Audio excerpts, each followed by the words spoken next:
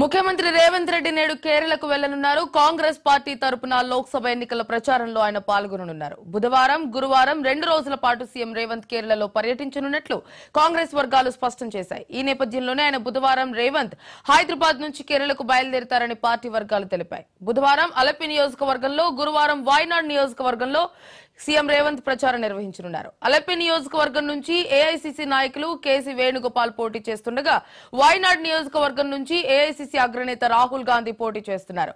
ఈ నేపథ్యంలోనే సీఎం రేవంత్ 2 రోజుల పాటు ఈ 2 నియోజకవర్గాల్లో పర్యటించనున్నారు.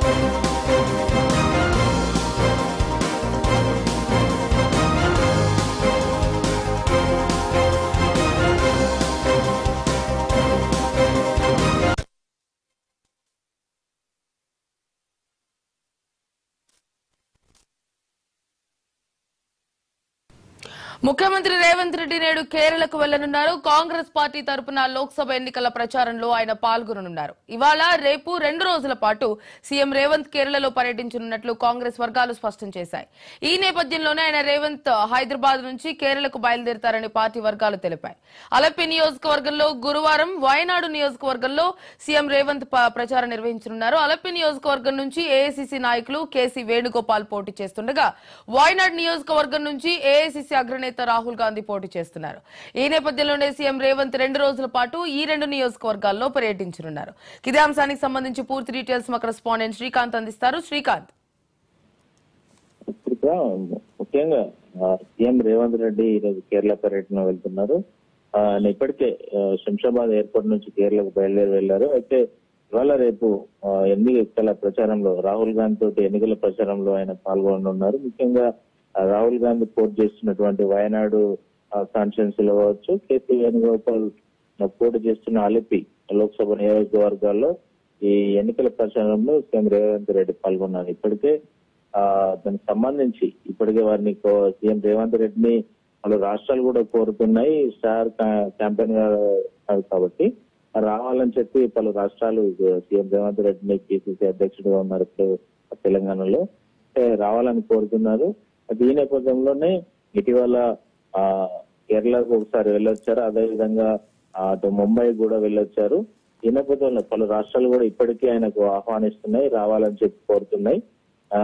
Revanth Reddy national star campaigner గా మారుతున్నారని చెప్పుకోవచ్చు. ఎందుకంటే దాదాపు 7 రాష్ట్రాల నుంచి ఇప్పటికీ ఆయనకు ఆహ్వానం అందినటువంటి పరిస్థితి కనిపిస్తుంది. ఎందుకంటే దాదాపు తెలంగాణలో అధికారంలోకి వచ్చిన తర్వాత కేవలం Revanth Reddy speech, attractive speech, ప్రజల్లోకి వెళ్తుండడం, బలమైన ఏదైతే అంశాలు చెప్పాలనుకున్నా స్ట్రేట్ గా చెప్పడం, ఆ ప్రజల్లోకి ఆకట్టుకునే విధంగా వెళ్తుండడంతో నేతలు కూడా ఇటు మంత్రముగ్ధులు అయిపోయినటువంటి పరిస్థితి కనిపిస్తుంది. ఇప్పటికే రాహుల్ రేవంత్ రెడ్డి స్పీచ్ లకు ఫిదా అయ్యారని చెప్పొచ్చు. ఈ నేపథ్యంలోనే స్వయంగా ఆయన ప్రాతినిధ్యం వహిస్తున్నటువంటి వయనాడు లోక్సభకు రేవంత్ రెడ్డిని పిలిపించుకున్నటువంటి పరిస్థితి కనిపిస్తుంది. ఎందుకంటే రేవంత్ రెడ్డి ఆ మాటలు ఏవైతే ఉంటాయో, స్పీచ్ ఏదైతే ఉంటుందో అవి ప్రజల్లోకి వెళ్తాయి, ఖచ్చితంగా ప్రజల ఆదరణ పొందుతుందనేది బలంగా భావిస్తుంది కాంగ్రెస్ పార్టీ. ఈ నేపథ్యంలోనే దేశవ్యాప్తంగా రేవంత్ రెడ్డి సేవలు వినియోగించుకోవాలని చెప్పి కాంగ్రెస్ హైకమాండ్ భావిస్తున్నట్టుగా తెలుస్తుంది. ఈ నేపథ్యంలోనే దాదాపు 7 రాష్ట్రాలు సౌత్ లో ఉన్నటువంటి స్టేట్స్ తో పాటు మిగతా 7 రాష్ట్రాల్లో ఈ రేవంత్ రెడ్డి సేవలు వినియోగించుకొని ప్రచారాల్లో పాల్గొనాల్సింది సూచించినట్టు తెలుస్తుంది. పలు రాష్ట్రాల నుంచి కూడా ఇప్పటికే అక్కడ నేతలను పిలిపించుకున్నట్టుగా తెలుస్తుంది. ఇటీవల పర్యటన కూడా చేశారు. ఈ రోజు కేరళకు వెళ్లారు. 2 కాన్ఫరెన్స్ లో కీలక నేతలు, ఏఐసిసి అగ్రనేతలు, ఇటు రాహుల్ గాంధీ ప్రాతినిధ్యం వహిస్తున్న కాన్ఫరెన్స్ తో పాటు కేసీ వేణుగోపాల్ కాంగ్రెస్ అగ్రనేత ఉన్నారు. కేసీ వేణుగోపాల్ కూడా ఆయన ప్రచారం చేయనున్నారు. అయితే ముఖ్యంగా ఇటు ఇతర రాష్ట్రాలతో పాటు సొంత రాష్ట్రం తెలంగాణలో కూడా Revanth Reddy concentrate. Right Srikanth, thank you.